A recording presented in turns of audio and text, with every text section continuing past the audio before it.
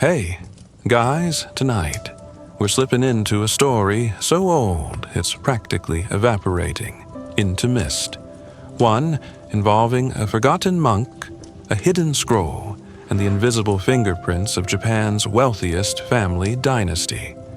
You're somewhere between myth and market report now, and the air smells faintly of sandalwood and ink. Picture this: a temple garden in Kyoto long after closing hours. The gravel crunches softly under your steps.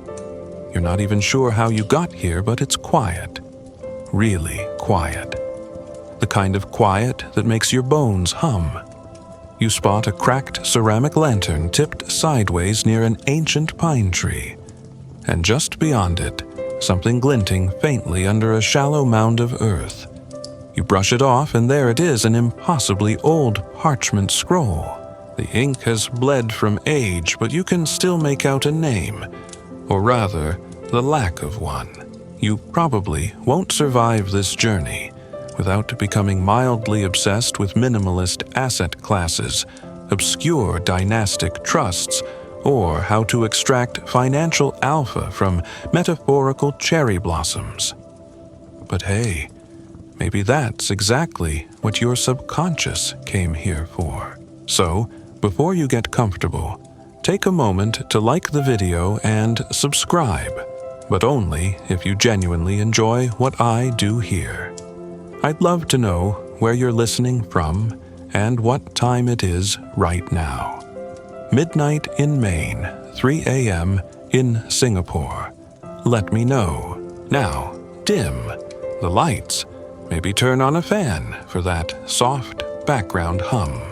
And let's ease into tonight's journey together. The parchment rustles softly in your hand, ancient threads cracking like the joints of a long sleeping sage. You're not sure why you're compelled to unroll it, but you do. The scroll unfurls like the start of a dream, and with it the garden seems to lean in. The breeze quiets. Time tilts. The first symbol is a single brushstroke. It might be a name or a wave, or a sigh. This monk had no recorded title, no lineage, no temple, just a trail of altered lives and shifted fortunes. Somewhere between the 1500s and the 1600s, he moved like a whisper between provinces, leaving behind no money but priceless financial doctrine. The family he affected would become Japan's equivalent of the Rothschilds, except quieter, subtler, richer in philosophy than in public monuments. You walk deeper into the garden as the parchment's energy wraps around you. It smells faintly of camellia and old ink. They say this monk rejected gold coins, but knew how to use the idea of them like a master painter uses blank space. The first financial principle begins to flicker before your eyes. True wealth requires stillness. Stillness in thought. Stillness in spending. Stillness in the chaos of price swings and palace coups. Modern economists might roll their eyes. They prefer velocity, how fast money moves through an economy. But the monk, he prized slowness. He believed the richest men were the ones who didn't flinch at stillness. In fact, some scholars argue that his teachings predated the slow finance movement by about 400 years, if they could agree he even existed. You step over a patch of moss and find a stone tablet sunk into the earth. Its inscription, "He who lets go of gain receives all things." Sounds like something you'd find on a fortune cookie stapled to a hedge fund memo. But here's the thing. Back in 1612, during a famine, this same monk was seen distributing rice not from his own stores, but from those he'd quietly encouraged the local merchant class to build over years of whispered advice. They called it the silent granary. No one noticed it until it was needed. And that's your quirky financial anecdote of the night, a system of savings, buried in plain sight, funded by anonymous donors, managed without locks, and emptied by need rather than greed. Stillness, patience, quiet influence. You run your fingers along the edge of the scroll-tracing symbols that seem to rearrange themselves as you breathe. Each mark is deliberate, like a well-placed investment, designed not for flash, but for resonance. You feel it in your body, the monk's style of wealth. Building wasn't about accumulating. It was about alignment between value timing and intent. He trained people to see every coin as a vote, not a tool of consumption, but a whisper of legacy. Some legends say he asked his followers to spend only after reciting the phrase, "May this purchase serve the 7th generation." Others say he wore a robe stitched from discarded accounting ledgers. You can't prove any of it, but the symbols on the scroll begin to shimmer with a warmth that suggests maybe truth doesn't always need footnotes. You settle onto a flat stone bench as night deepens. There's a soft buzz in the distance, crickets maybe, or echoes of the market closing in Osaka. You can't tell anymore. One faded section of the parchment shows a simple diagram, a stack of 5 pebbles, with the top one cracked. Underneath the inscription, "The unstable stone makes the others mindful." Is that a metaphor for portfolio volatility or moral accountability? Maybe both. Financial institutions today use stress tests to model unexpected failure. The monk used cracked stones and old fables. Even now, fund managers whisper variations of his core lesson: diversify, not just your assets, but your intentions. There's a debate, even now, among economic historians. Was the monk the first to sketch out a decentralized ledger of trust long before the blockchain? Some point to the rice receipts that show up decades later, inspired by his teachings. Others argue he was merely poetic, not practical. But who says poetry can't build dynasties? You lean back, eyes barely open, as the parchment begins to fade into shadow. A crow calls somewhere in the distance. Or is it a market bell? The monk left no heirs, no land, no name. But somehow you're beginning to feel like one of his students. The scent of the parchment lingers earthy and distant like old cedar chests and mountain air. You rise from the stone bench and the ground beneath your feet feels softer. Now less like gravel, more like clouds disguised as dirt. Somewhere, just beyond the garden's edge, a narrow path reveals itself, barely visible, except under moonlight. You follow it. Of course you do. The path snakes upward through mist-slicked bamboo each step, quieter than the last, until the noise of the world cars clocks even your own worries, fades into a low hush. Somewhere near the ridge, in a clearing ringed by crooked pines, you find him, or rather, the absence of him. A worn robe hangs over a branch. A bowl rests beside a small fire pit filled with smooth black stones. There is no one here, and yet the air hums with presence, like someone just whispered your name in reverse. This is the monk with no name. Legend says he gave up his title the day he stopped counting time. Walked away from a rising temple post, a ceremonial role, a very lucrative future. Gave it all up to learn what money couldn't teach. He believed identity, like currency, could become inflated. There's a scroll fragment tucked in the folds of his robe. A single phrase inked in red: to gain all things, become no thing. Minimalism before it was trendy. Asset light before the term existed. He didn't own land, but taught those who did how to value it differently. He believed that names were liabilities, and that the richest person in the room was often the one who said the least. You sit cross-legged by the fire pit. A few of the stones are warm. Some, inexplicably, are cold. The monk used them supposedly to explain risk distribution. Pick 3 warm stones and your hands stay cozy. Pick 5 at random and you'll always get at least 1 frozen. Diversification, basically, but prettier. Tonight's timeless principal wealth loves anonymity. Not hiding, just non-attachment. He whispered to rice traders to split their holdings between earth breath and story. Earthland. Breath daily exchanges. Story art myth and inheritance. 1 coin, 3 vessels. The opposite of modern portfolio theory and somehow more durable. A quirky anecdote floats into your mind like mist. There's an old tale that the monk once used cocoa beans to pay a wandering cartographer not for a map, but for a song. The cartographer turned that payment into a small coffee trade between Kyoto and Nagasaki. The profits donated anonymously to rebuild a library. No records exist, of course. But every temple in that region tells some variation of this tale. Different beans, different gifts, same result. A moment of uncertainty lingers even now. Scholars argue whether the cocoa story is metaphor or memory. Economists dislike it, it lacks scale reproducibility metrics. But the families who prospered under his teachings never cared. They understood the real return on investment wasn't measured in margins, it was measured in memory. You stare at the fire pit and realize something strange. Your breath is slower now, fuller. Like your body understands the economics of oxygen.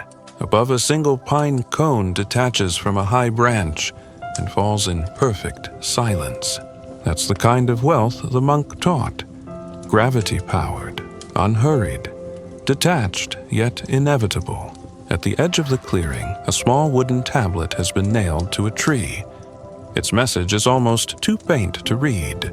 You are already entrusted. What will you pass forward? No signature. You imagine the monk standing here centuries ago, watching the same moon, hearing the same wind, wondering which seeds to plant.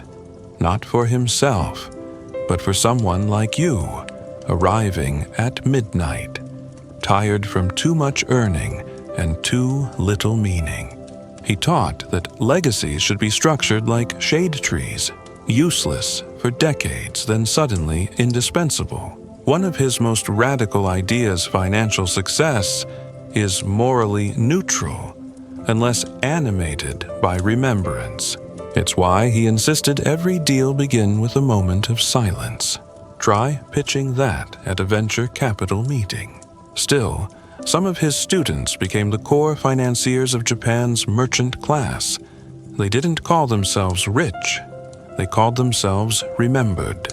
Even today, parts of Kyoto's city layout still reflect patterns he taught: quiet alleys behind busy streets, hidden reservoirs under public squares. Not hidden to hoard, but hidden to protect. It's said that the dynasty he influenced structured their wealth in layers like lacquerware. Smooth, unseen, deeply personal. You shift your position and feel the ground give a little. Beneath you, a small hollow. Inside, a bundle of folded paper talismans. Each one painted with a symbol of fortune, a crane, a wave, a coin. You leave them untouched. They've waited too long to be disturbed. The robe still flutters on the branch light as fog. You could stay here forever, but something in you says the real journey starts now. Back on the path, again. You move like someone half dreaming, half investigating, quietly replaying a line the monk once whispered to a merchant. Balance your books like you balance your soul. Which sounds beautiful, until you realize you haven't balanced either in quite some time. The bamboo parts like theater curtains, and suddenly you're standing before a weathered structure nestled into the hillside. It's more ruin than temple, more accounting shack than shrine. One wooden beam is wrapped in rope. Another is inscribed with numbers in ancient ink ledgers carved in wood. You step inside and the air is thick with incense and faint judgment. Not cruel, just observant. The kind of gaze only a 400-year-old ledger might cast. This is where the monk lived, not in seclusion, but in discretion. His followers came here to confess not sins, but spending habits. And tonight, you're one of them. He'd listen, they say, not with nods or praise, but with ink. He'd sketch your financial behavior like a painter, line by line abstract, until you recognized yourself in the chaos. In the corner sits a wooden abacus with more beads than it strictly needs. It creaks when you touch it. Tonight's timeless financial principle arrives without warning. Every transaction is a vote for the world you want. The monk didn't believe in neutrality. Buying rice instead of silk wasn't just preference. It was values in motion. Every purchase a petition. Which brings us to tonight's quirky money anecdote. One of his followers, a grain seller, reportedly refused to accept coin during a drought. Instead, she traded rice only for handwritten poems. Local nobles scoffed until her collection of verse became so prized that it outvalued the rice.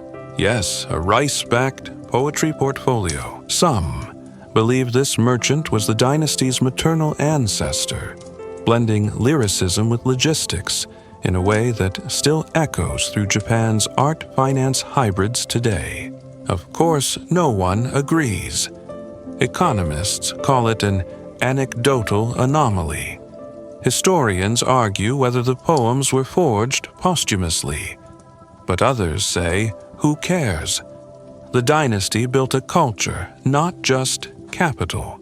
You slide open a drawer beneath the ledger table. Inside, pebbles, broken fan blades, a coin, melted into the shape of a leaf.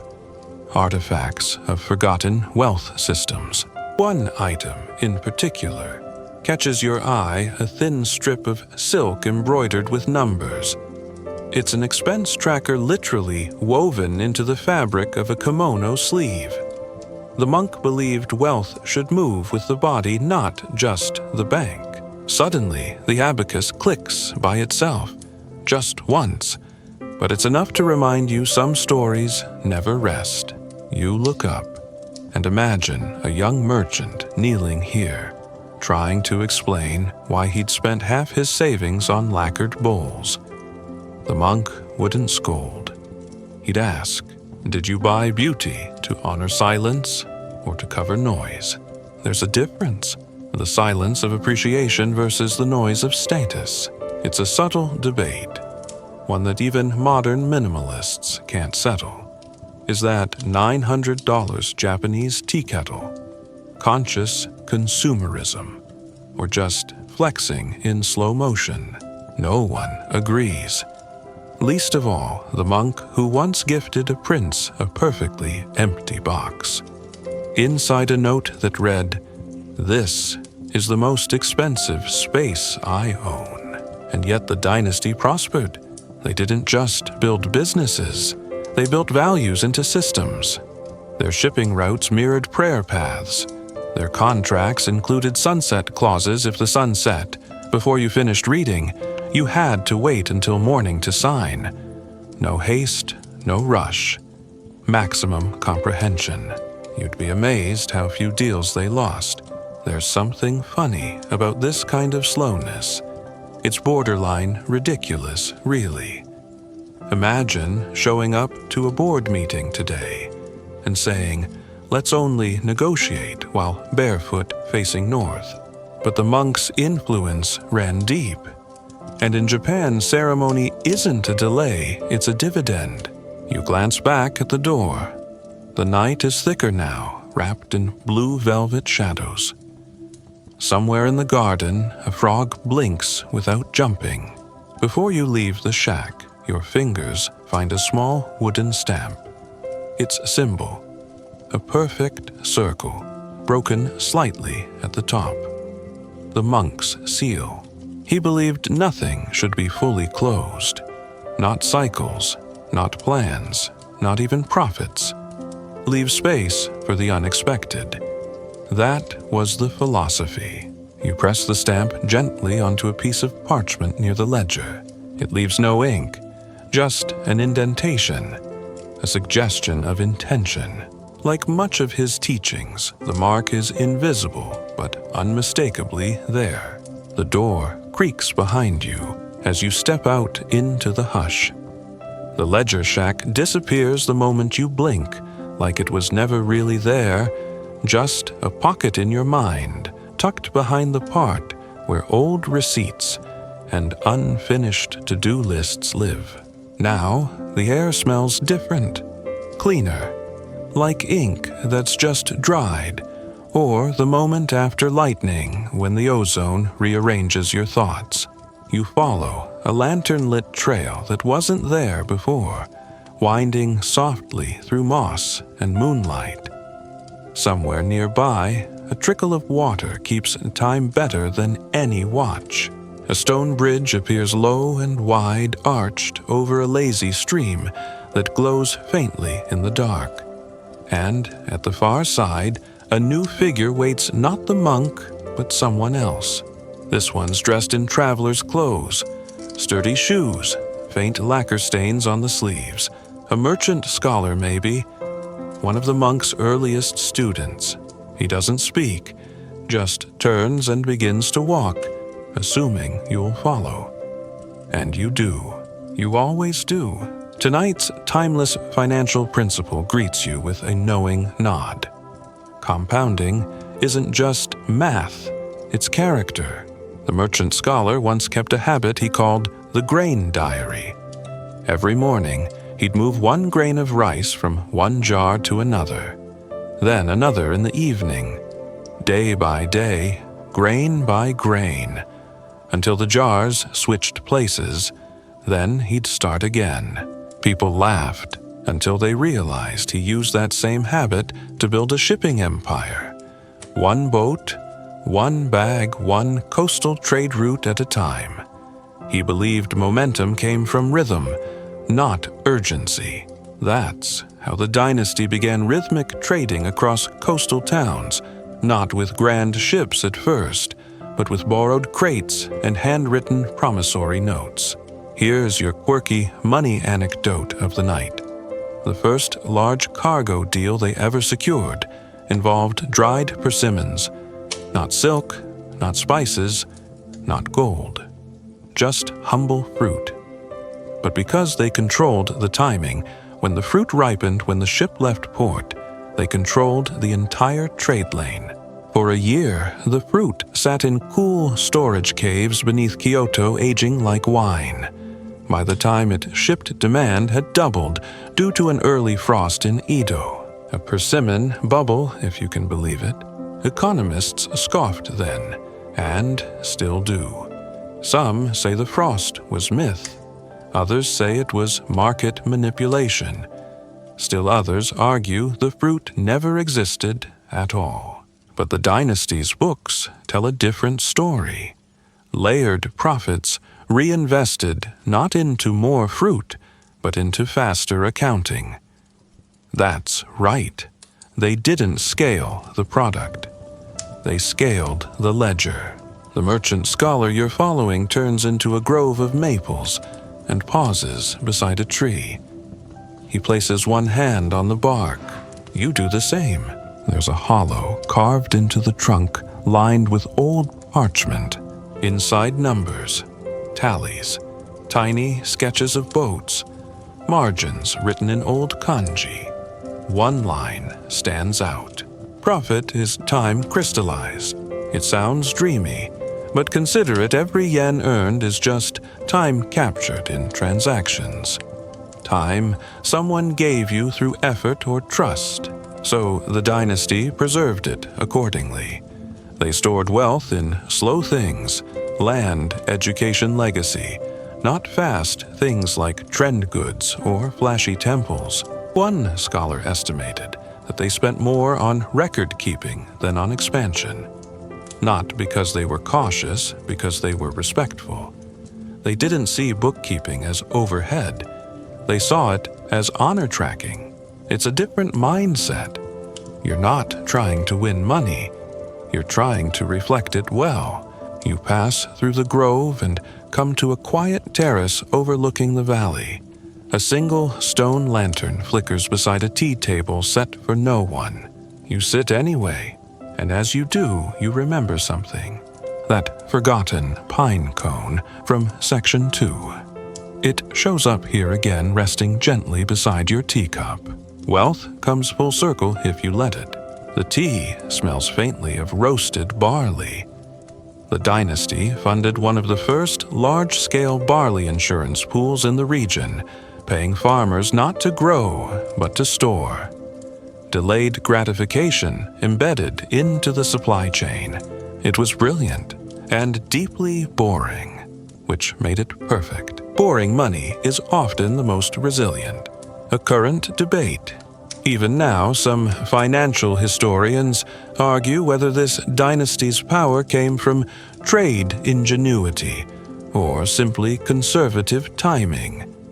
Was it genius or was it restraint? No one can prove it. But the lineage still thrives in discreet corners of modern Japanese banking. You take a sip of tea. The flavor is mild, but the warmth is assertive. The same could be said of legacy wealth, gentle to experience, firm in effect. A firefly lands on the pine cone and pulses twice. The merchant scholar is gone, but the trail continues. You rise a little steadier, your feet softer.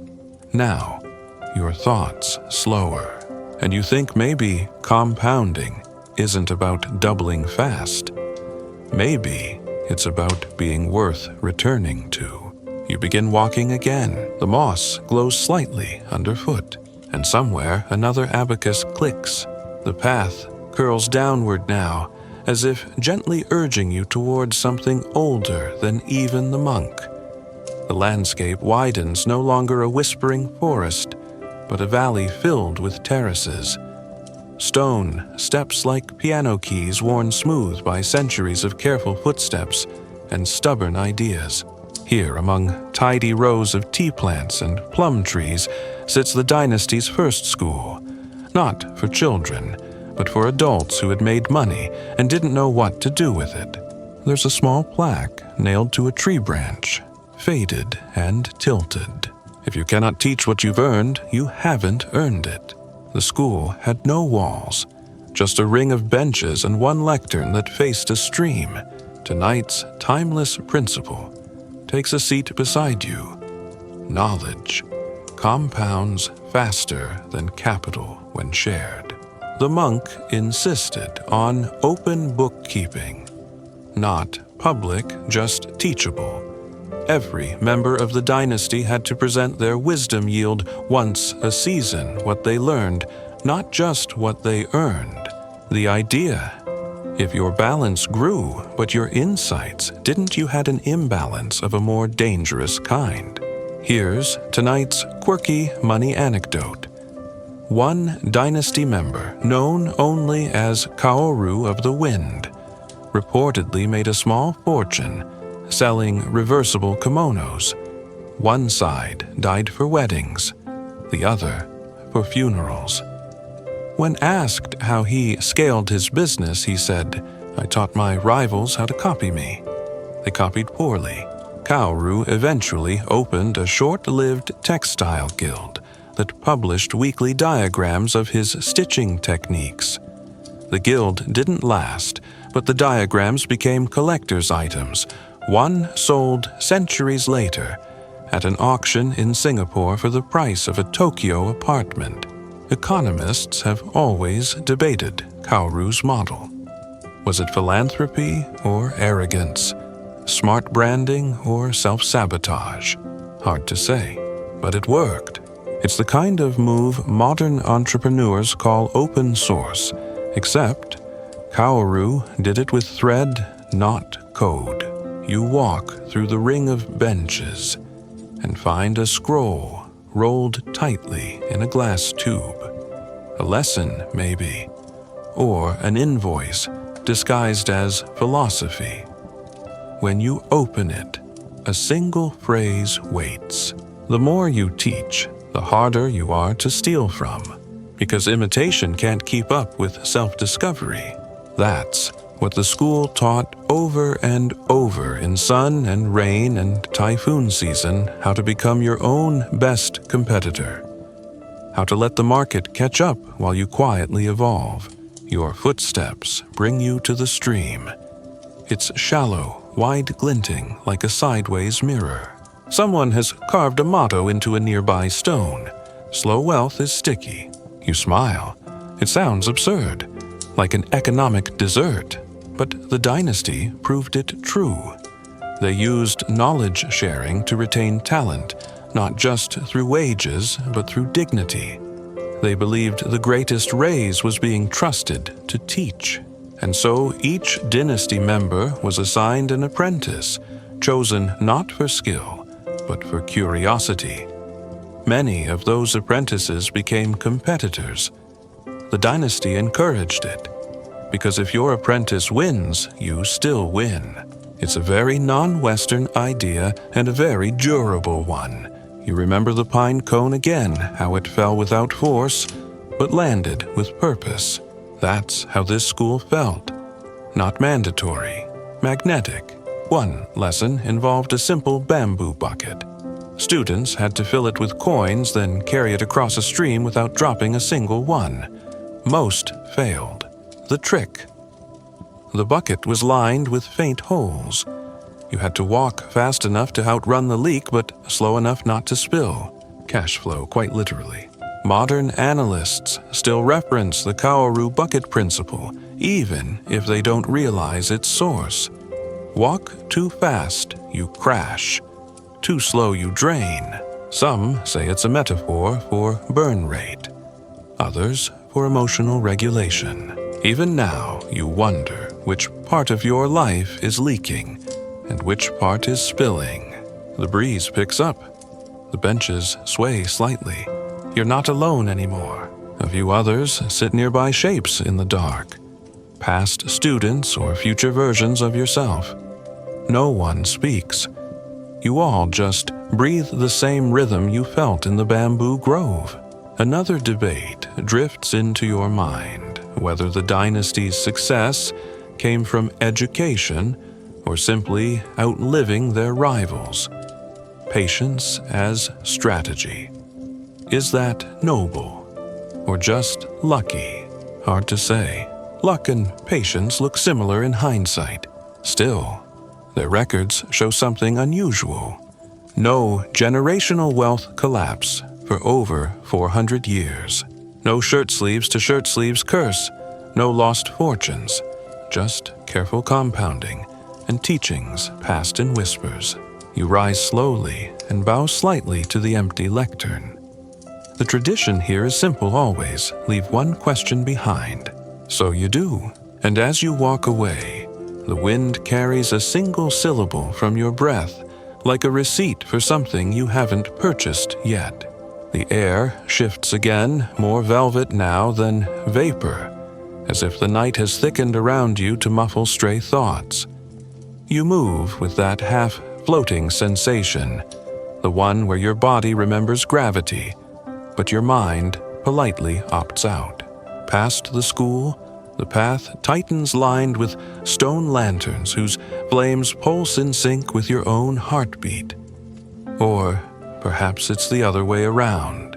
You come to a wall not tall, but deliberate, just high enough to make you pause.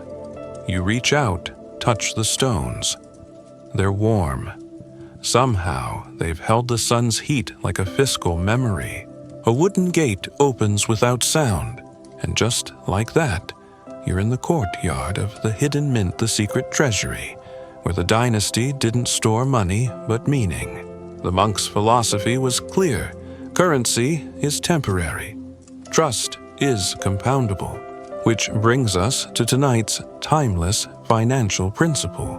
Reputation earns interest even when you sleep.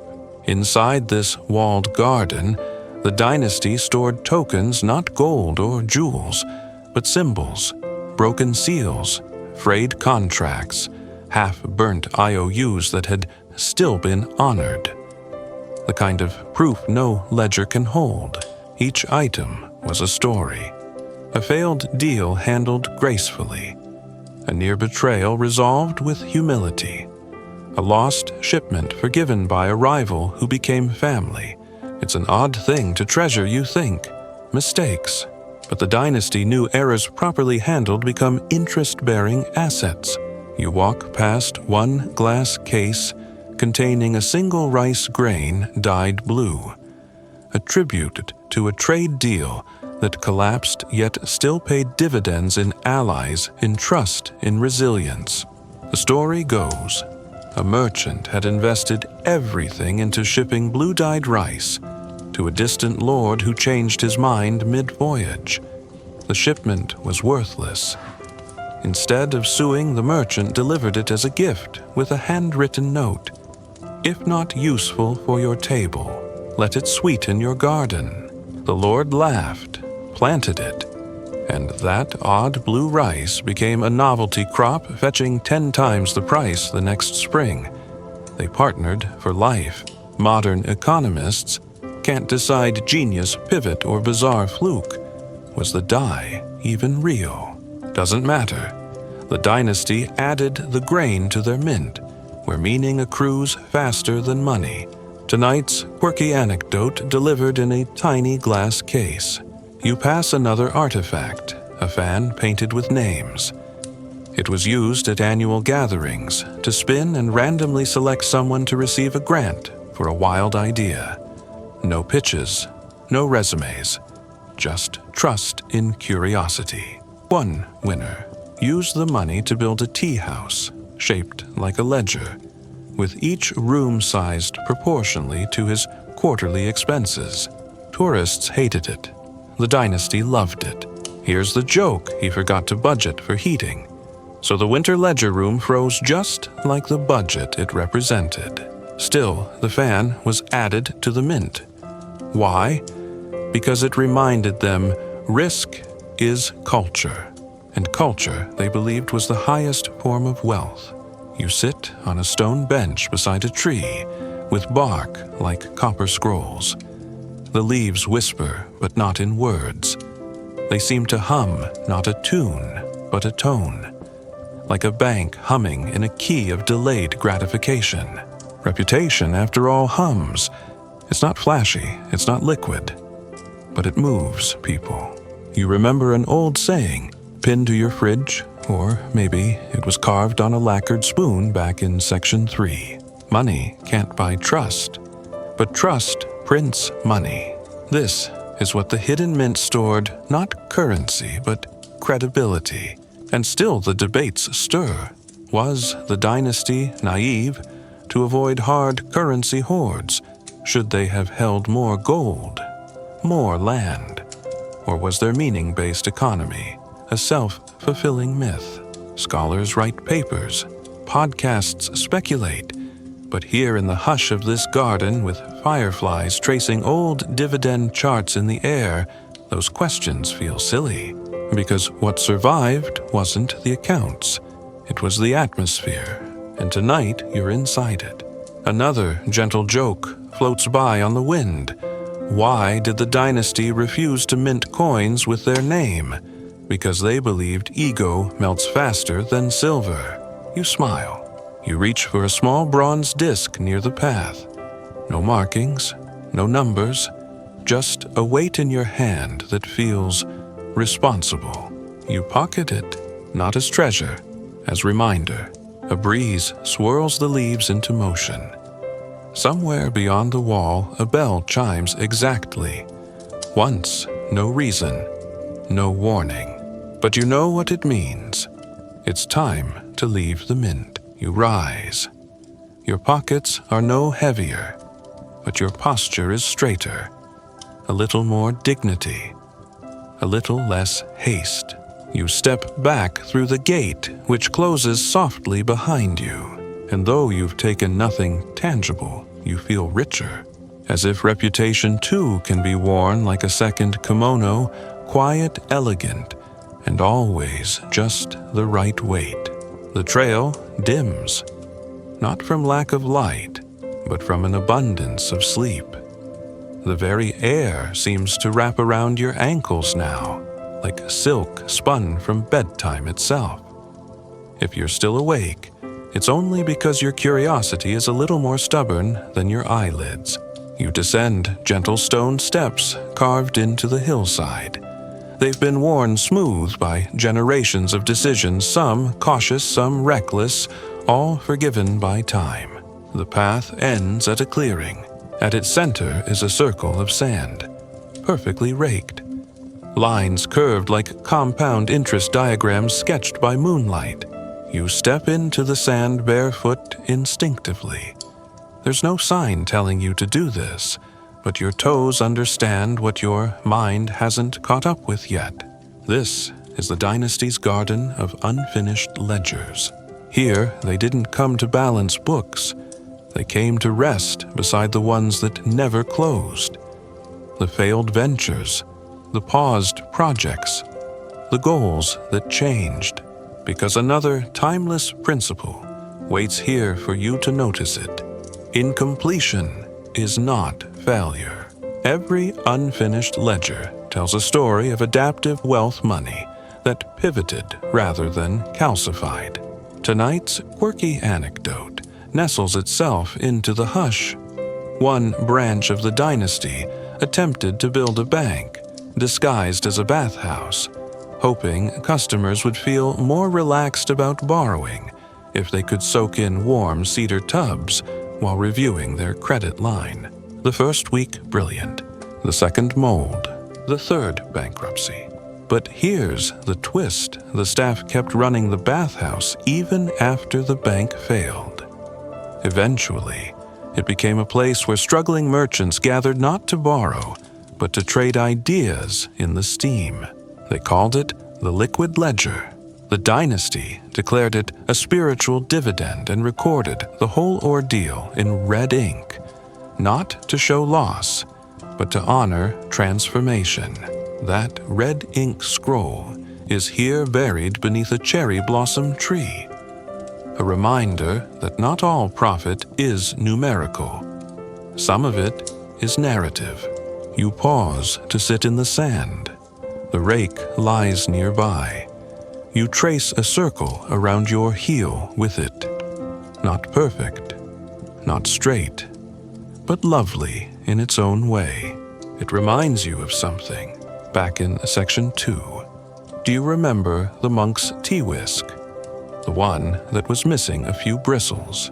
Turns out that was intentional, so it wouldn't trap foam, so it wouldn't cling too tightly to the work.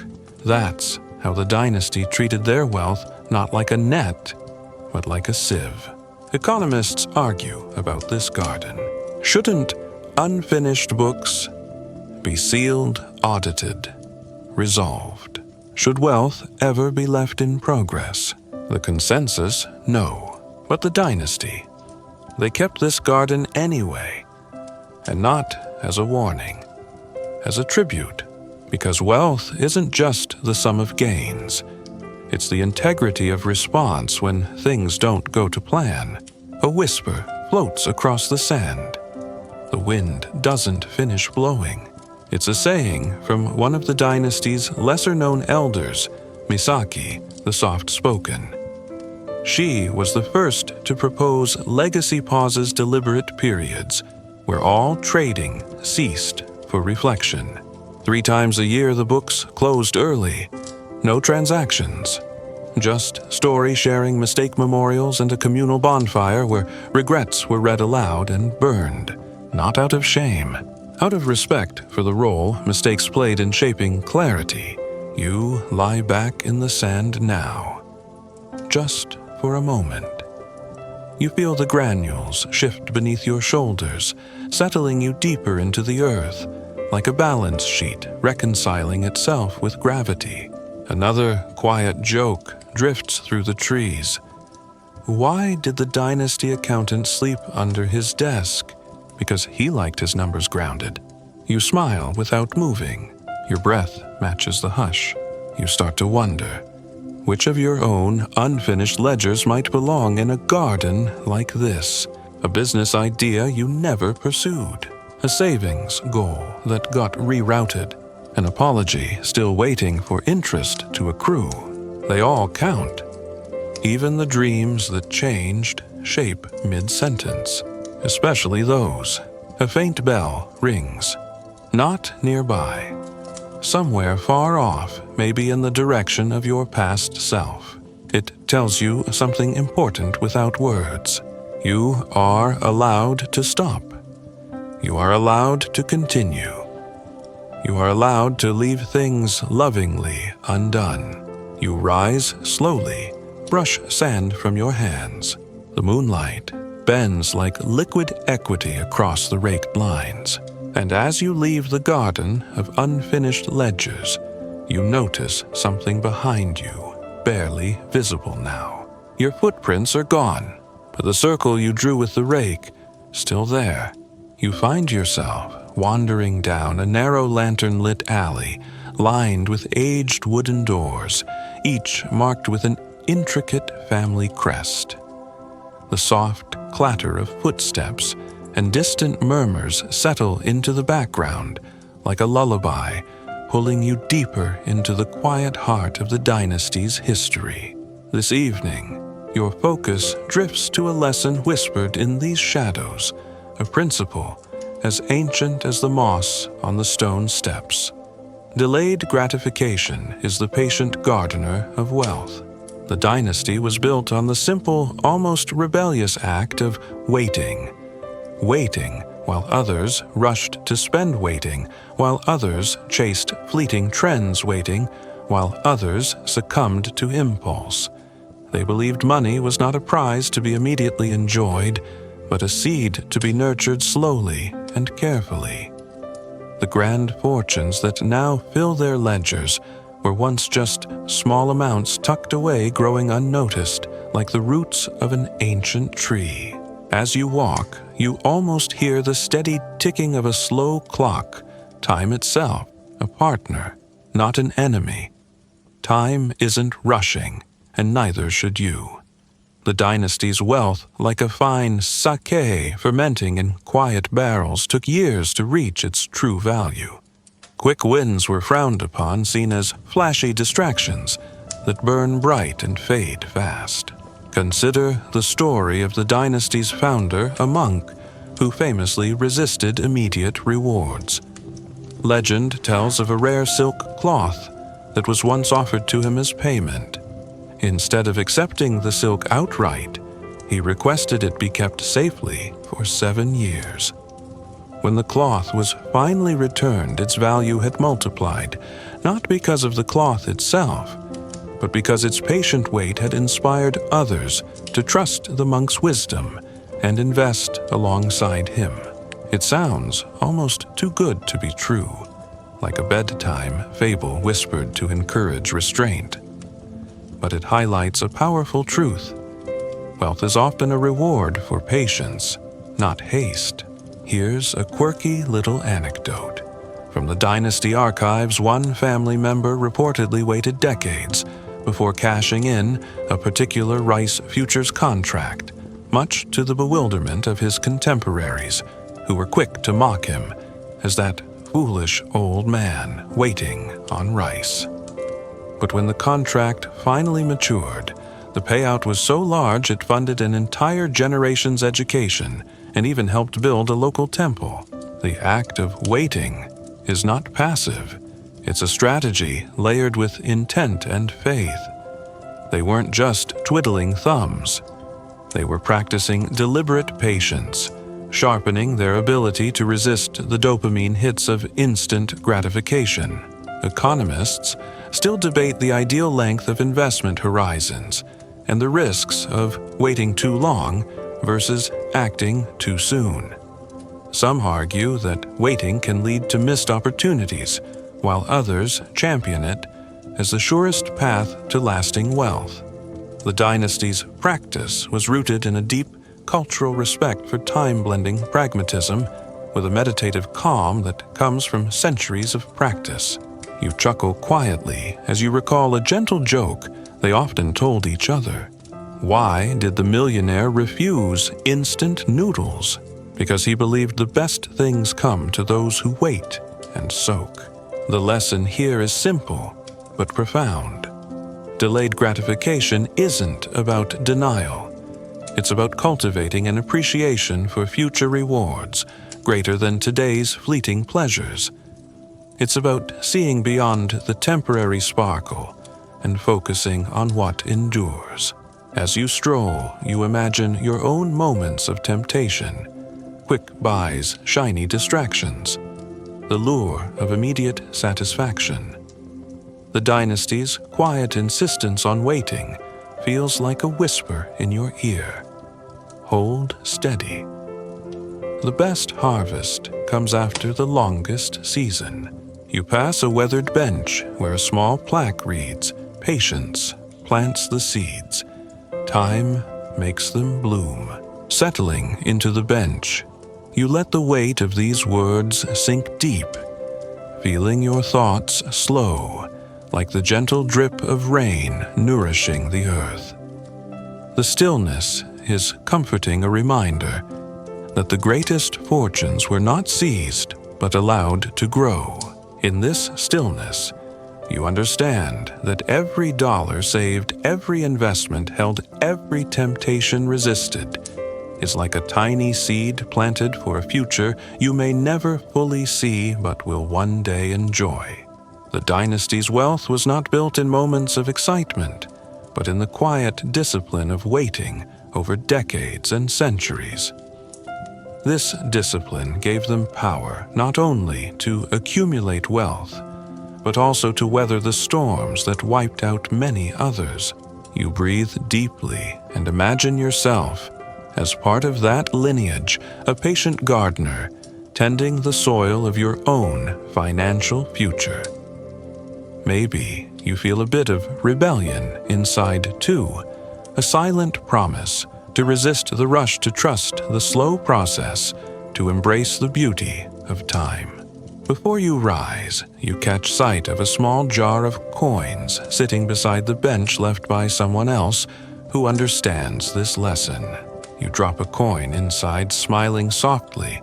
At the sound, it makes a gentle clink that feels like a promise.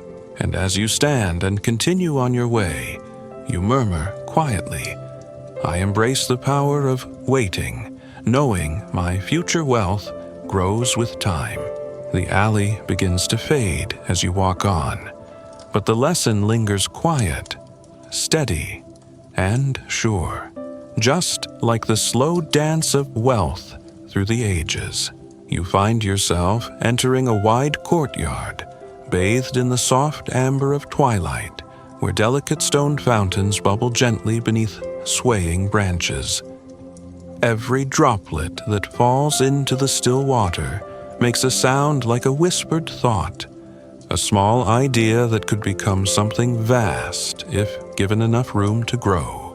It's here you come across another guiding principle of the Dynasty One, etched not in books, but in the daily rhythm of their quiet lives. Compound interest is the invisible engine of fortune. The dynasty revered it almost spiritually, as if it were a quiet deity that worked while they slept, turning modest beginnings into vast reserves. To them, compound interest wasn't just math. It was magic, cloaked in patience. You kneel beside the fountain and watch as one stream of water feeds another, and another, each layer gently adding to the one below it. That's how they saw it. Every yen reinvested flowed forward, creating streams within streams, until one day a trickle became a tide. The family had a name for this effect, Keizoku no Tamashai, the spirit of continuation. They believed the soul of money grew more powerful the longer it stayed in motion, accumulating momentum through consistency, not chaos. Let's bring in a quirky moment here, a bit of dynasty trivia from an old journal. One ancestor recorded his excitement about earning an extra 2% on a long-forgotten bond. Not because of the amount barely enough to buy a snack, but because, as he wrote, this little coin now has cousins who will bring back grandchildren. That's compound interest talking at a family reunion. You pause, chuckling softly. Why don't interest rates ever get lonely? Because they always bring plus ones, and then some. But the real genius of the dynasty's approach was that they started small. Unlike modern portrayals of wealth that begin with windfalls or six-figure trades, they knew the secret was regular, unglamorous contribution. Day after day, month after month, year after year. They deposited, reinvested, and resisted the temptation to disrupt the process. Even in times of chaos, plagues, wars, depressions, they treated compound interest like a sacred flame to be guarded. They knew that breaking the chain was like starting over from ash. Economists often agree that compound interest is one of the few mathematical miracles we encounter in daily life. Yet, they still argue over its psychological implications, why so few people harness it, despite its power, why so many opt for immediate consumption instead. The dynasty, of course, didn't wait for studies or statistics. They simply built rituals around it. Children were taught from age 6 to record weekly savings in handwritten ledgers. Each entry was treated like a prayer, an act of belief in the future. One curious practice involved a coin ladder, an actual carved wooden shelf with 20 small slots, each labeled with an amount and a date. As time passed, the child would move coins up the ladder, watching as their collection quite literally rose toward the top. By the final step, the amount was doubled or sometimes tripled through pooled interest from family holdings. And you, resting here in this courtyard, can almost picture it. A child carefully placing a coin in the slot, then bowing to the ledger in gratitude. There's something deeply comforting about it. Not just the numbers, but the feeling that money left undisturbed can take care of itself if shown proper respect. Of course, this idea didn't come without tension. Some members of the dynasty questioned whether the family was too conservative. They feared missing faster gains, watching others strike it rich in speculative bubbles while they sipped tea and waited decades. The debates got heated. One record tells of a nephew who tried to convince the elders to pull part of the treasury into early tech stocks. He was politely disinherited. Harsh, maybe. But the dynasty never chased speed. They prized longevity and saw compound interest as their most loyal servant, not a racehorse, but a workhorse. As you lean back and gaze at the clouds drifting overhead, it hits you. This principle isn't just about money. It's about life, small habits, small acts of kindness.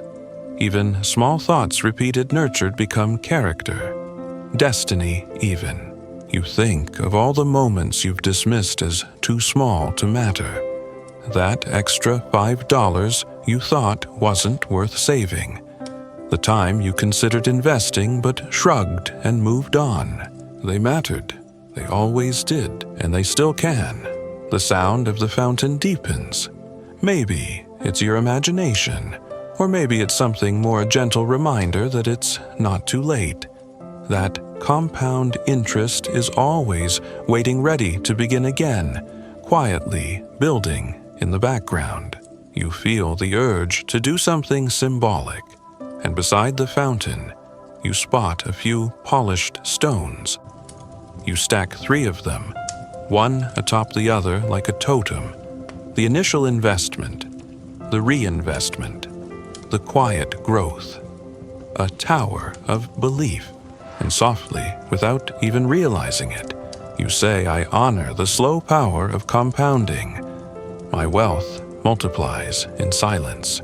You rise and continue through the courtyard, the stacked stones behind you now glinting like a beacon, a quiet monument to the miracle that builds while you rest, dream, and let go. Past the quiet courtyard and the stone fountains, your steps carry you to a winding staircase carved into a hillside bordered by a thicket of bamboo that sways in time with your breath. Every step feels intentional, as if you're ascending not just a slope, but an idea, one that's shaped generations. As you climb, the light grows softer. Somewhere in the fading canopy, a wind chime tinkles a reminder that subtle movements can make music. Tonight's principle is woven into every stone. Underfoot, diversification is the art of peaceful uncertainty. You smile at the paradox. How can uncertainty ever feel peaceful? But the dynasty mastered it. They understood that risk wasn't something to eliminate. It was something to spread like seeds in multiple gardens.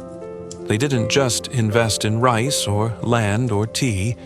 They diversified into textiles, early shipping international trade routes, even rare ink pigments used by monks and poets.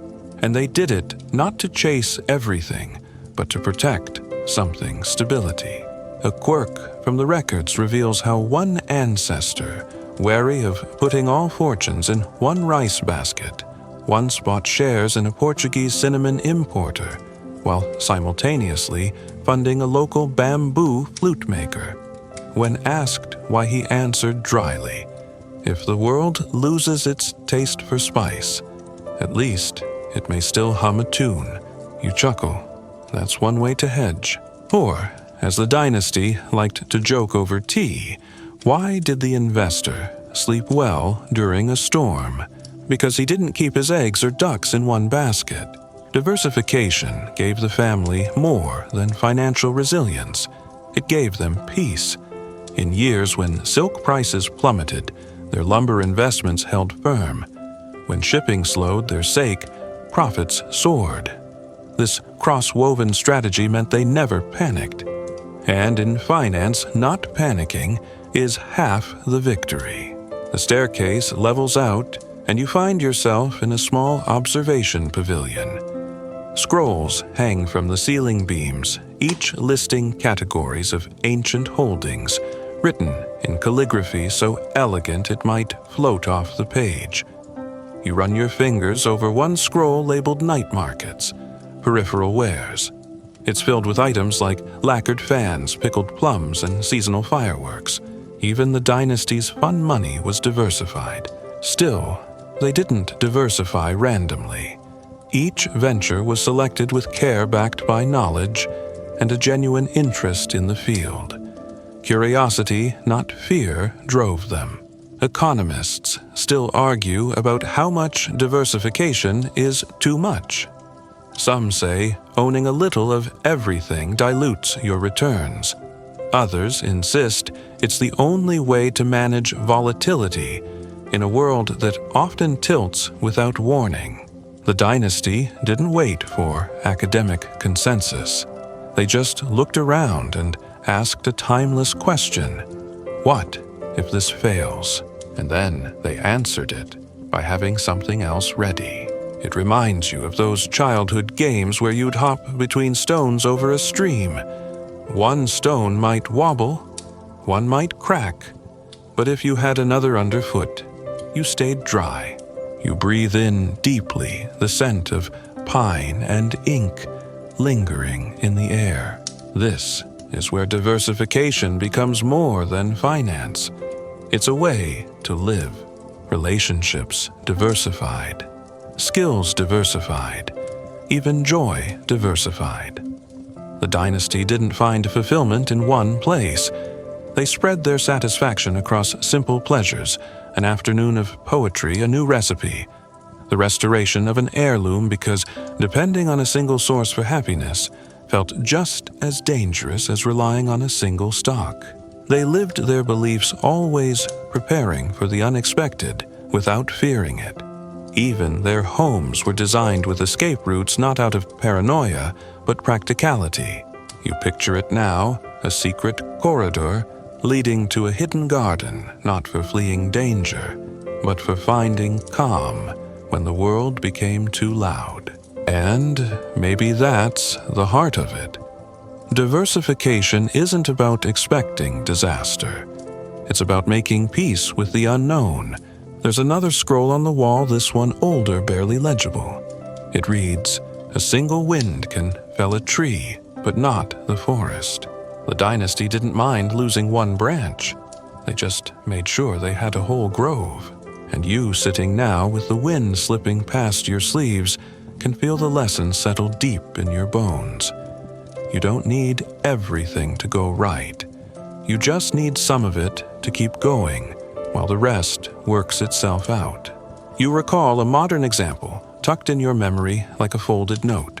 A woman in Kyoto, inspired by the old dynasty, created her own mini-fund made up of 6 income streams: art commissions, second-hand books, a tiny coffee stall online, tutoring, vintage bike rentals, and dividend stocks. None made much alone, but together she paid off her house, a reminder that today's version of diversification might be a bit messier, but no less powerful. Before you stand, you add a small message to the guest ledger on the pavilion table. You write, "I invest in variety because life is never one note." The ink glistens momentarily, then dries like the dust of history. You leave the scrolls behind, but the idea walks with you every step, a soft whisper. Don't rely on one path. Don't fear a stumble. Spread your steps, and the road will carry you. The path, beneath your feet, curves gently downhill, now bordered by mossy lanterns that flicker like distant stars. You feel lighter somehow, as if each principle released a small weight you didn't realize you were carrying. Ahead, you see a gate, modest worn and leaning slightly to one side. It doesn't lead to a mansion or a vault, just a quiet low room with woven mats and an open hearth. And inside a principle older than any ledger. Frugality is not deprivation, it's dignified restraint. Inside this humble tea house, you can almost hear the whisper of cloth being folded coins, being counted not with greed but with reverence. The dynasty understood something modern minds often forget. Luxury left unchecked hollows out wisdom. They lived richly, but rarely extravagantly. Their wealth was not about peacocking. It was about precision, efficiency, elegance, and restraint. You settle cross-legged on the tatami floor, warm tea steaming in a lacquered cup beside you. The dynasty's journals record how elders taught young heirs to polish their own shoes, launder their robes, and keep a single elegant pen they would use their entire life. Not because they couldn't afford replacements, but because to preserve what you own is to understand its value. Here's a fringe story for you. One dynasty matriarch once hosted a lavish banquet with only 3 dishes each, served in a handmade bowl she had used since girlhood. The food was modest, but the story of the bowl became the night's centerpiece. Guests left impressed not by opulence but by depth. It was wealth, told in whispers, not shouts, which brings you to this light joke from the family's sayings. Why did the millionaire take a bento box to a gala? Because he knew riches age better in reusable containers. You grin the teacup warm in your hands. Frugality in this family wasn't miserly, it was mindful. They believed that spending was a vote. Every coin cast not just for what you wanted, but for the kind of world you believed in. So they voted rarely and with great intention. This restraint gave their wealth a kind of gravity. Assets weren't scattered like seeds in the wind. They were nurtured, pruned, made stronger. Land was acquired only if it could be cultivated without debt. Homes were constructed to last 6 generations, not 2. Clothing was often repaired more times than you could count. There's a beautiful word they use for this mindset, motanai, a sense of respectful regret at waste. It applied not just to money, but time, attention, relationships. To waste was to dishonor. To conserve was to exalt. Modern economists may disagree on frugality's role in wealth building. Some see it as limiting, arguing that it's smarter to focus on expanding income rather than tightening belts. But even they acknowledge no amount of income can outpace truly reckless spending. And the dynasty, they never saw it as a binary. They grew their income certainly, but they did so with the mindset of those who'd lived through fires, famines, floods. They knew the world owed no one permanence, so they spent as if each coin held memory. Their wealth became generational precisely because they didn't chase the fleeting. Instead, they poured money into education apprenticeships, libraries, gardens, things that outlasted fashion. Even in leisure, they economized with artistry. A moon-viewing party needed only good company, warm sake, and poetry written on leaves. No ice sculptures, no drone shows. And perhaps that's what you feel now, the calm confidence of someone who doesn't need to prove anything, who knows their resources are aligned with their values. You glance up. Hanging above the hearth is a single phrase brushed in looping ink. Excess fades, essence remains. A small but persistent part of you begins to wonder. Where in your life have you mistaken flash for foundation? What might change if your purchases reflected your future instead of your impulses? There's power in asking, even more in waiting to answer.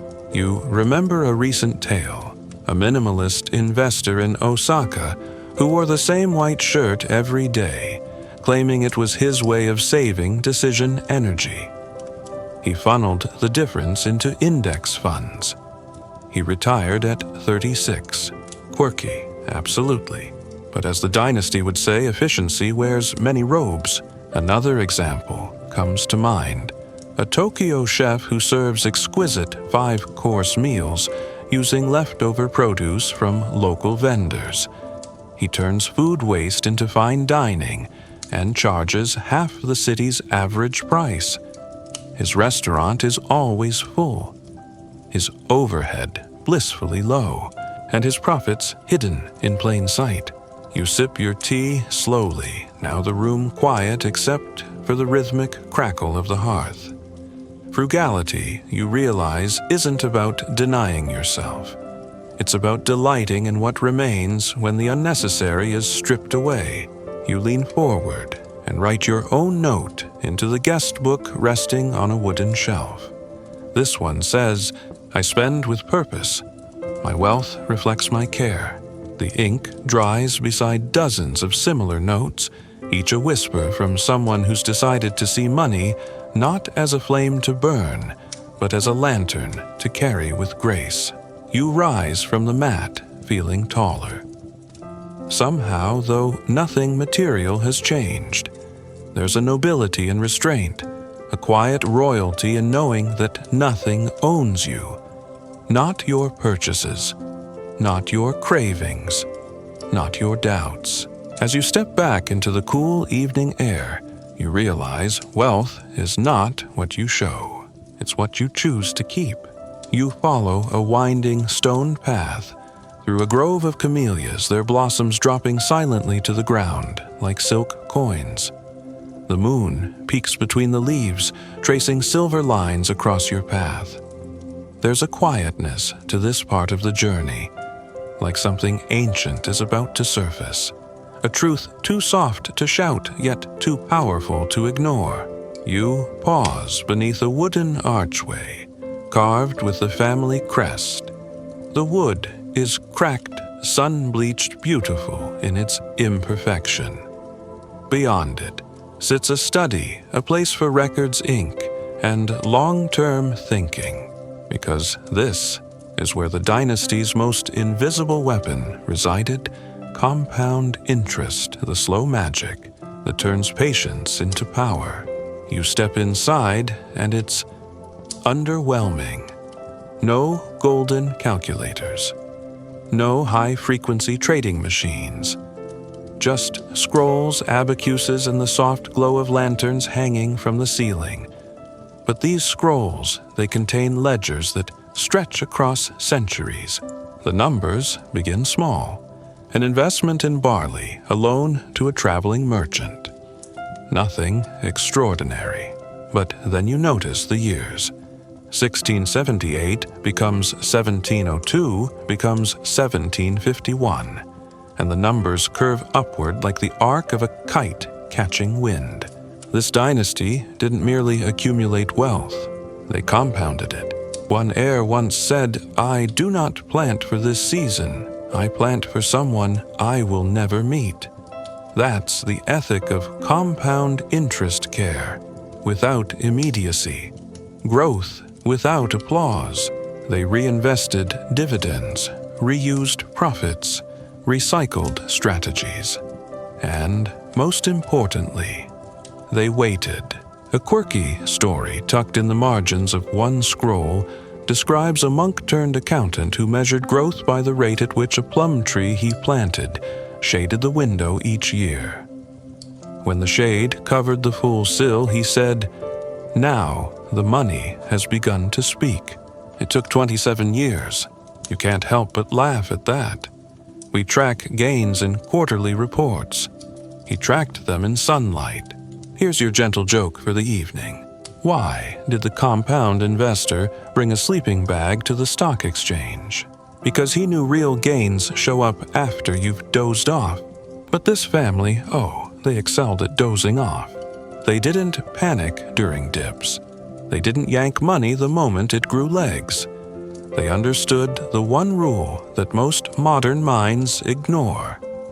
Time in the market always beats timing the market. Even their land policies reflected compounding logic. Fields were rotated not just for crops, but for long-term soil health. Forests were cultivated in 80-year cycles. Some orchards weren't harvested at all. By the planter, they were gifts for grandchildren. And what a gift. By the time some descendants reached adulthood, their trust funds built from tea sales, seaweed stocks, and Buddhist lentil trading had compounded so steadily that entire wings of the estate were funded by rice dividends. You run your fingers across a scroll dated 1836. It shows a breakdown of a single investment in a rare textile dye that paid out returns every 12 years. The family reinvested it 4 times. By the 5th cycle, the original stake had grown by 1,900%. No wild speculation, just calm, boring, reliable patience. Economists still debate the psychology of compounding. Why do people ignore it? Why does it seem so dull despite its extraordinary potential? Some argue it's too abstract. Others say we're wired for short-term gratification. But the dynasty circumvented all that. They told stories. One favorite tale of a grain of rice that doubled each day for 64 days on the emperor's chessboard. You probably know it. On day 1, 1 grain. On day 2, 2 grains. By day 32, it's a mountain. By day 64, it outweighs the planet. Did the story happen? Who knows? But its math is immortal. In a journal entry from a young heir, there's a hand-drawn sketch of a tortoise carrying a coin on its back. The caption reads, "Fast coins dance. Slow coins rule." Even their humor had principles. You sit now beside a stack of these scrolls and realize the dynasty wasn't magical. They didn't have special investments or secret formulas. They simply respected time more than they craved reward. They knew the real treasure isn't the coin, but the habit of letting it grow. It's easy to forget that today, with digital trading dopamine hits and get rich, yesterday's schemes floating like confetti patients, feels outdated. But here in this study, surrounded by centuries of compound interest, you feel time slow down, and you begin to ask the quieter questions. Where could you apply compounding, not just in your finances, but in your habits? What if 5 minutes of reading every night became 10, then 20, then a whole new you? What if a single dollar invested every day became a second income stream in 15 years? What if a small kind gesture repeated weekly built the strongest relationship you'll ever have? The dynasty applied this thinking to every corner of life, not just money. Health, learning, legacy. One ancestor reportedly memorized one Chinese proverb a day for 15 years. That's over 5,000 pieces of distilled wisdom, each compounded in the mind of someone who knew that knowledge grows like interest. You imagine him now walking through a market, spotting patterns that others miss because his brain is trained to layer insights, like rice stalks in a granary. You look around this quiet study, its air thick with ink and patience. You don't need to be brilliant to win at compounding. You just need to be consistent. You write a note before leaving pressed into the edge of an unused scroll. I plant coins like seeds and time does the watering. You rise, slowly aware now of every breath, every habit, every choice that isn't glamorous today but quietly powerful tomorrow. As you exit the study and step back into the cool night air, a new rhythm settles into your stride. You don't rush, you don't grasp, you simply trust the slope of long-term momentum. It may not feel fast, but it will be mighty. You find yourself walking beside a narrow stream, now its water clear shallow whispering as it glides over smooth stones. In its reflection, the moon seems less like a light and more like an idea, a glowing concept you've almost grasped. The air is cooler here, but not cold, like someone left the door to wisdom slightly ajar. Just ahead, you spot a footbridge, carved with care not extravagance. It arcs gently, suggesting trust in what's on the other side. You cross slowly, taking in the way each plank feels beneath your feet. And on the far bank, the family's next secret, diversification guarding wealth, like a garden with many roots. They didn't put all their rice in one basket, or all their copper in one bell. Instead, the dynasty planted their capital across hills, valleys, oceans. In textiles, tea-shipping routes dye imports, medicinal herbs, lumber, even astrology scrolls. Some of their money, get this, was tied up in sculptors who specialized in funerary statues of dragons. Quirky, yes, but profitable. People always plan for the afterlife, even if they ignore their retirement. A fringe detail you'll like. One ancestor wrote a treatise titled On the Market, Value of Moonstones and Melancholy, arguing that emotional symbols like rare gems tied to folklore hold their value in times of economic fear. Essentially, he bet on sentiment as an asset class, and strangely, he wasn't wrong. When the local economy dipped, sales of his melancholic moonstones spiked. Turns out, comfort sells, even if it sparkles. You chuckle at the thought. Why did the investor buy a haunted mansion? Because fear has better returns during a downturn. It's silly, but in a way, also kind of true. Diversification wasn't just about risk mitigation for the dynasty. It was about storytelling. Each asset they held told a slightly different story. If weather destroyed the tea fields, the lumber yards still stood. If trade routes shifted, the medicinal herb markets opened. Like a well-tuned symphony, their assets didn't play the same note, but they played in harmony. Economists today talk about asset correlation volatility, sector risk. The dynasty had different words. They spoke of winds from different directions, and no single sun warms all fields. Poetic, but precise. You imagine a ledger from the 1700s, one page, detailing rice futures the next, detailing calligraphy brush exports, and beside that, a note on horse breeding in Hokkaido. A beautiful mess of logic and legacy. Even the way they structured their families reflected diversification.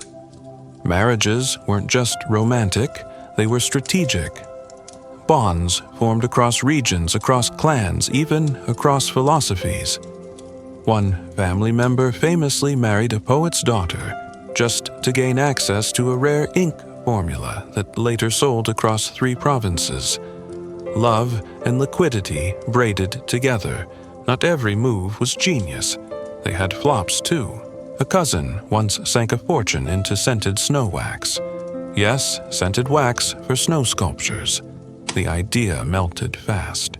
But no single flop ever sank the estate. That's the power of a well-diversified portfolio. You can afford to be wrong without losing your rhythm. Still, it's not always easy. Diversification requires humility, the willingness to admit you can't predict everything. The family motto said it simply: no one rides every tide. Modern thinkers sometimes question diversification. Some argue for concentrated plays. Put all your eggs in one basket and watch that basket like a hawk, they say. And there's merit there. But the dynasty preferred to plant multiple orchards, knowing some would bear fruit at odd, surprising times. There's a legend, possibly apocryphal, that one generation earned most of their decade's fortune from a warehouse of fermented persimmons. Why? Because a rare fungal outbreak made persimmon tannin essential for treating silk. Overnight, they became the region's accidental textile saviors. You can't time that, but you can own the orchard. Diversification doesn't just protect it, creates opportunity. When one stream dries up, another gushes. You never stop flowing. This stream beside you, hear it now, gurgling with calm intention. It reminds you that no single current defines the river. You settle down on a flat stone beside the water. There's a leather-bound book tucked beneath the rock, left by a previous traveler. You flip it open and see this inscription: I spread my seeds wide, not to scatter, but to bloom in all seasons. It's signed only a wealthy gardener. You smile. The modern equivalent: index funds, rental properties, side businesses, dividend stocks, royalties, even good old CDs. Not all sexy, but together they sing. You recall a recent entrepreneur who bought vending machines, not for soda, but for small poetry zines. Odd niche, but it worked. Diversification doesn't have to look like a pie chart. Sometimes it looks like vending verse for yen. Another investor, a Tokyo artist who split her time between painting and patenting a new chopstick holder. One paid soulfully, the other paid rent. Even personal skills can diversify your portfolio of identity. Knowing how to cook code, negotiate garden, and give speeches. Those are assets too. The dynasty knew this. They trained each heir in commerce, but also in art and diplomacy. It made them flexible, durable. You think, now quietly. what parts of your own life are over-concentrated? Are you betting too much on one income, one skill, one market, one version of yourself? And more importantly, where might you gently plant another seed? Not out of panic, but out of poise.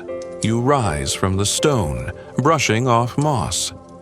Ahead, you see the stream split into 3 tributaries, each weaving into different parts of the landscape. That's wealth you think. Not a wall, not a vault, but a river that finds many paths. You leave a message in the book before tucking it back. I am not one thing, I am many strengths woven together. The stream hums a quiet yes as you cross another footbridge. You walk on diversified and deeply at peace. Now you tread into a garden designed for wandering. Not for harvesting, not for sitting, not for viewing, but for slowly getting lost. The path bends deliberately shaped to confuse the impatient. Pebbles crunch beneath your feet like whispered syllables. The moon hangs steady above, but the hedges and plum trees obscure its view. This is a space that rewards those who stop looking and start noticing. And here, nestled in the center of this maze, you discover the dynasty's final cornerstone. Legacy, not just what you leave behind, but what you pass forward. It's tempting to think of legacy as a vault full of gold or a house built on a hill. But for this family, legacy was a series of layered choices, intentional teachings, quiet structures that shaped how descendants thought, acted, and responded to life. Inside a hidden grove, you find a stone bench facing a reflecting pool. In the water floats a single paper boat, its sail marked with kanji that translates to float forward. And in that phrase lies the heart of legacy. One ancestor believed money was only ever on loan from the future. What we hold today, he wrote, belongs to those not yet born. He wasn't being poetic. He meant it literally. The dynasty implemented something rare. For their time, multi-generational trusts. Not legal structures like we know today, but familial compacts. Agreements that each generation would preserve a portion of their gains in the interest of future stewards. Some called it discipline. Others called it control. Even within the family, debates flared. One rebellious cousin argued for breaking the compact, investing everything in a single silk shipping venture to India. The elders refused. The cousin left and, according to rumor, opened a successful tea parlor instead. His story became a teaching tool. Even detours can serve the whole, so long as the values remain intact. That's legacy. Not a straight road, but a compass. There's a quiet moment as you trace your finger along the rim of the stone bench, feeling the age embedded in its grooves. You realize that legacy is more than inheritance. It's what remains true after you're no longer in the room. The dynasty built more than wealth. They built financial philosophies. A fringe story, hidden in one scroll, tells of a daughter who, after being denied her family's leadership role, wrote her own book on shadow economics, tracking the informal, overlooked trades that kept local women afloat. It never sold more than 200 copies. But 100 years later, her ideas were cited in modern Japanese economic studies on microtrade and resilience. Her impact compounded quietly, just like the family's fortunes. And maybe that's the point. Legacy isn't measured in noise, but in echoes. Tonight's light joke. Why did the old investor leave a note in his shoes? So his great-grandkids could follow in his footsteps with proper arch support. You chuckle. But you also think, isn't that the job? To be a gentle guide for someone you might never meet. Modern society often downplays legacy. We're told to live for now, to take the trip, to buy the thing.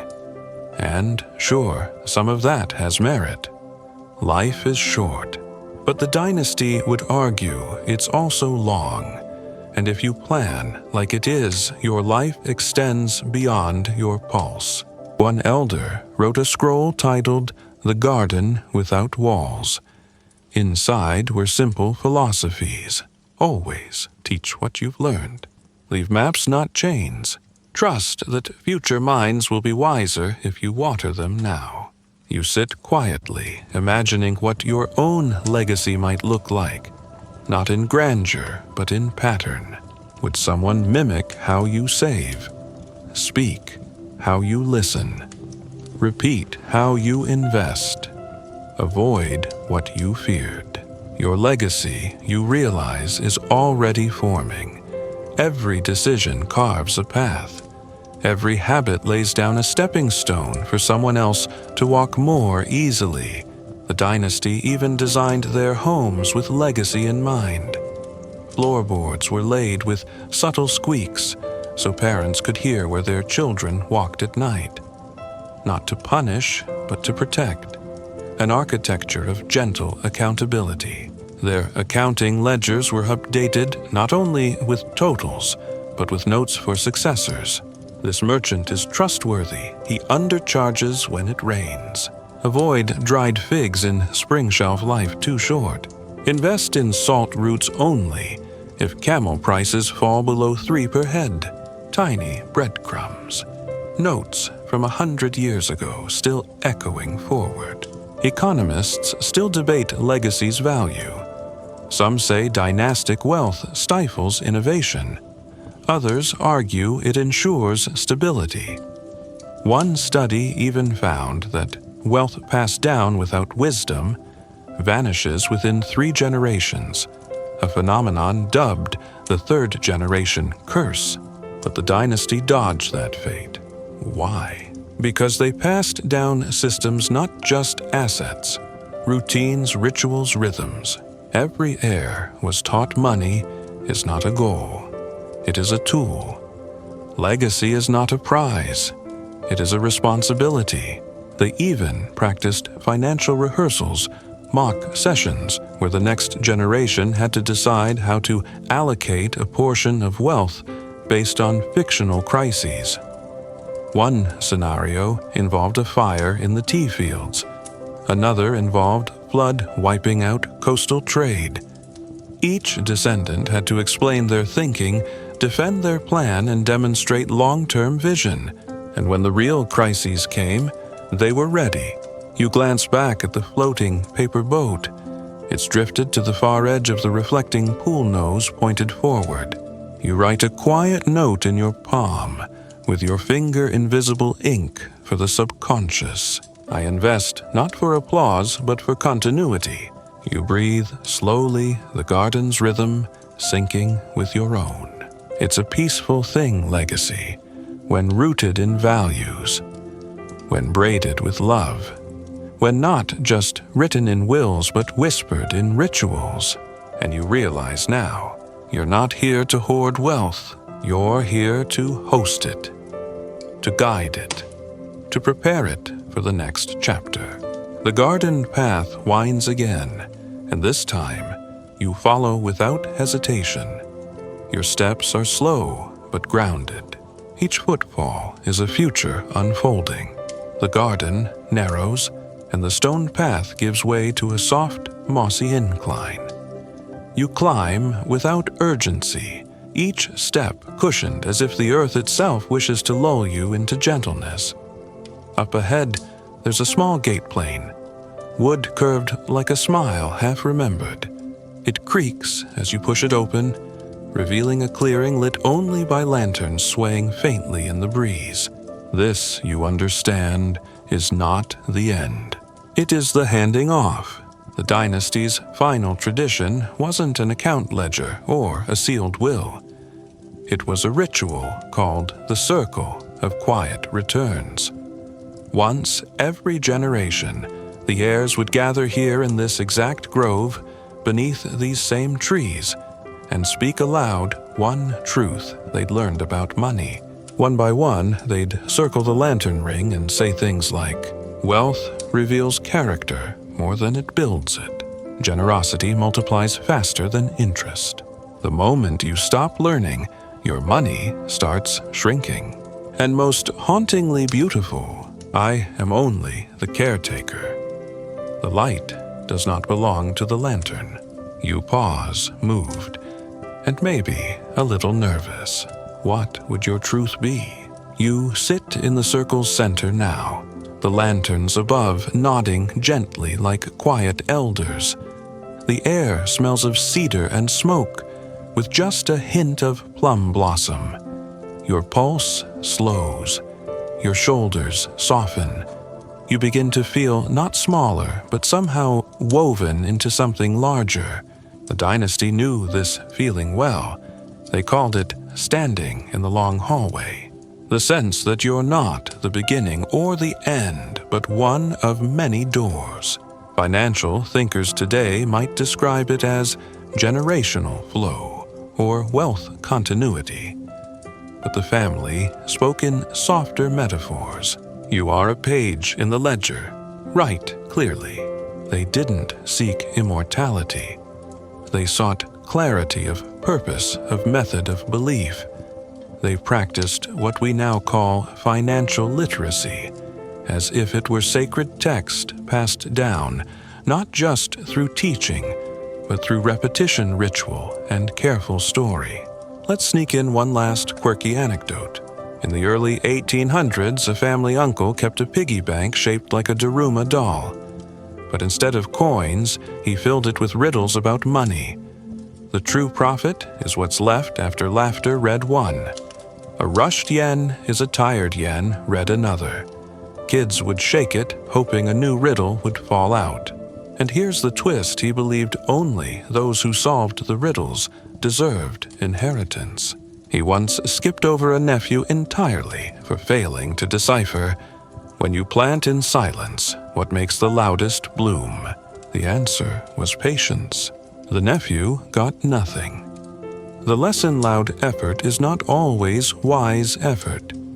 Wealth often rewards restraint. And here, in this quiet clearing, with centuries echoing all around you, you understand. The real secret to the dynasty's success wasn't ambition or access or even brilliance. It was alignment. Every decision aligned with values. Every investment aligned with legacy. Every risk aligned with a long-view philosophy rooted in stewardship, not showmanship. Modern money culture rarely whispers like this. It yells, it flashes, it brags. But this family, they spoke with their actions, not their headlines. They were less "look what I bought" and more "see what I preserved." And now, you're beginning to think the same way. You breathe in slowly. 1, 2, 3. Exhale. You think about your own financial systems, not just what you own, but how you manage, how you grow, how you teach. If someone followed your paper trail, would they learn resilience? Would they feel welcomed? Or would they feel like a ghost lost in the clutter? This is the essence of wealth clarity. Not just owning assets, but organizing intention. And yes, the dynasty still debated. Some family members wanted to modernize faster. Others feared dilution of the old values. A few wanted to open up their archives to scholars. Others said, "Let the wisdom sleep." And even now, economists still debate the impact of such a closed system. Did the family's secrecy slow innovation or protect it from chaos? No clear answer. Just like all money truths, there's a spectrum. But what no one disputes is that they endured. When others fell to war, famine, debt, or ego, the dynasty remained. Quietly profitable, endlessly composed. Practicing not perfection, but preservation. And here, with your feet nestled in soft moss, and your thoughts unhurried, you feel that composure settle into you. You realize something beautiful. The fortune they built was never the end goal. It was the byproduct of care, of discipline, of philosophy lived out with gentle, unwavering resolve. And maybe that's your path too. Not to chase, but to construct. Not to impress, but to express. Not to gamble, but to grow. The lanterns flicker now, not out of urgency, but as a kind nudge. It's almost time to rest. Still, before you fade, you imagine your voice joining the circle of quiet returns. You speak your own truth aloud just once. The wealth I build is a reflection of the peace I practice. The clearing hears you. The garden accepts you. You rise slowly, leave no trace but warmth, and begin your descent from the hill not down, but inward. And as you walk, the lights behind you do not dim. They follow like stars of quiet memory, because now you're part of the legacy too. And now, as your breath softens and the journey folds itself gently into memory, let yourself release all effort. You're not chasing anything now. Not answers, not fortune, not sleep. You're simply floating, like that paper boat guided not by force, but by flow. Let your thoughts blur like ink on an old ledger page curling at the corners.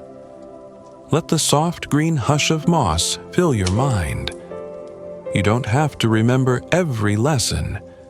The best ones linger without asking. Somewhere inside you now lives the rhythm of long-term thinking, a peaceful pace, a financial heartbeat that doesn't race, but waits and watches and knows. You are the quiet in the coin, the stillness in the vault, the gardener who plants with no rush, trusting the season. Let that be enough. If you feel a small smile behind your eyes, that's the dynasty. Nodding lanterns, swaying approval. You've walked the circle well, and now it's time to sleep. Or if not, sleep stillness. That too is wealth. Tonight you keep the light. Tomorrow you pass it gently on. Sweet dreams.